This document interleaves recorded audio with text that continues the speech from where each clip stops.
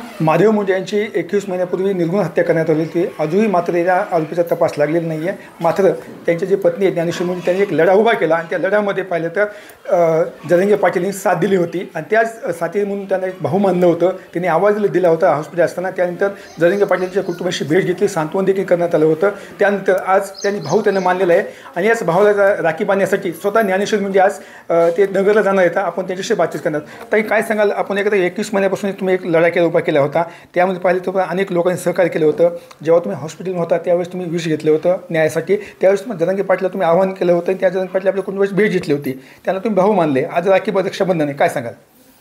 ज्यावेळेस मी दवाखान्यात होते त्यावेळेस मी सगळ्यांनाच आव्हान केलं होतं की माझ्या न्यायाच्या लढ्यात साथ द्या, पण ती आवाज फक्त दादांपर्यंत जाऊन पोहोचला।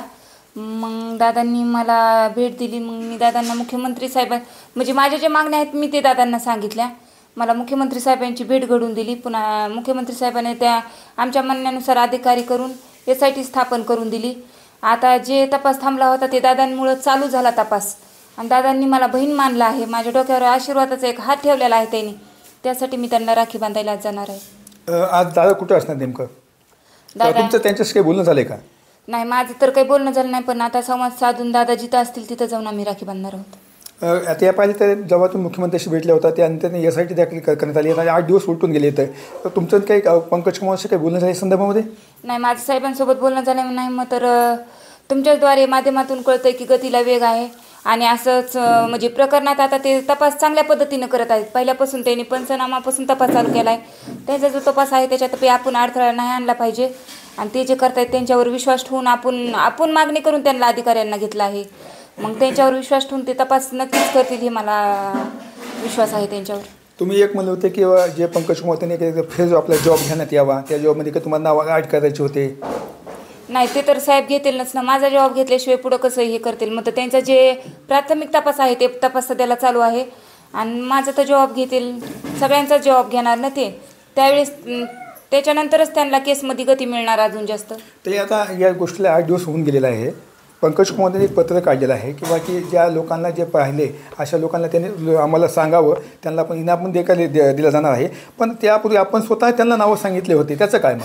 नाही ना, त्यांचा प्राथमिक तपास आहे, त्यांना पण कोर्टामध्ये दाखल करण्यासाठी सगळं दाखवावं लागतं ना की काय आम्ही तपास केला आहे। त्यांची प्राथमिक तपासणी पंकज कुमार सर तत्कालीन नव्हते, मग त्यांना सुरुवातीपासून तपास करायचा आहे ना।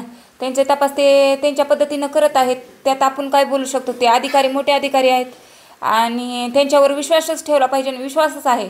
साबळे सरांवर, सपकाळ सर, SIT पथकावर पूर्ण आता विश्वास आला आहे, कारण ते तपासच अशा पद्धतीनं चांगल्या पद्धतीनं करत आहेत आणि पुन्हा दादांची तर साथ आहेच, पुन्हा पूर्ण महाराष्ट्रातली जनता बी सोबत आहेच आपल्या। तरी पहिल्यापासून आपली एकच मागणी होती की ज्या पोलीस अधिकाऱ्यांनी तपास केला आहे त्यांची CDR काढण्यात यावी, मग का काढत नाही पोलीस अधिकारी म्हणजे प्रशासन? नाही, आता प्रशासन म्हणजे आता जे आपल्याला पंकज कुमार सर आहेत त्यांच्यावरच आपला विश्वास आहे। पंकज कुमार सर नक्कीच CDR काढतील आणि आरोपींना तर निष्पन्न करतीलच, हे तर विश्वासच आहे ना।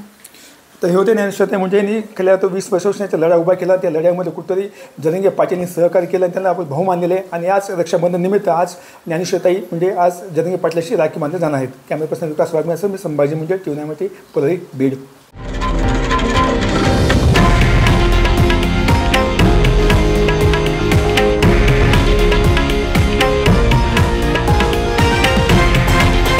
हे आहे देशातील नंबर 1 न्यूज नेटवर्क आणि आपण पाहत आहात TV9 मराठी, एकमेव।